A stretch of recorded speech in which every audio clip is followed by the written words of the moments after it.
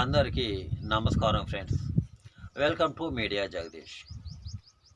ఒక దేశం మరొక దేశాన్ని నాశనం చేయాలంటే మిస్సిల్స్ కానీ ఆటం బాంబులు కానీ అవసరం లేదు.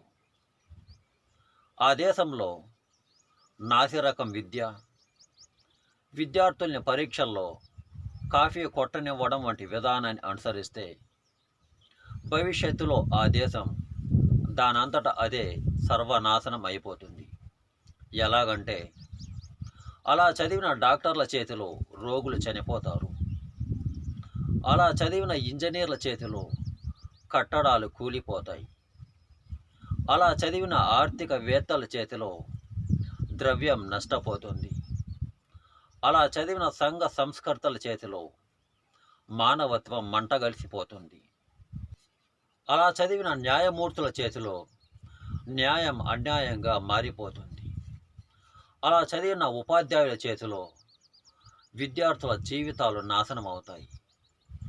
అలా చదివిన వాహన డ్రైవర్ల చేతిలో ఎదుటివారి ప్రాణాలు గాల్లో కలిసిపోతాయి.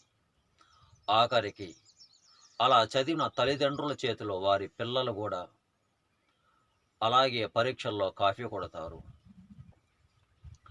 ఏ దేశంలో విద్య నాశనం చేయబడుతుందో ఆ దేశం పతనా వ్యవస్థకు చేరుకుంటుంది.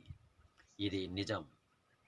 విద్య విజ్ఞానం కోసమే కానీ వ్యాపారం కోసం కాదు. Thanks for watching. మీరు ఈ వీడియోని చూసిన తర్వాత ఇది నిజమే అని నమ్మేవాళ్ళు కామెంట్ సెక్షన్లో ఎస్ అని కామెంట్ చేయండి. అలాగే సబ్స్క్రైబ్ చేసుకోవడం మర్చిపోకండి.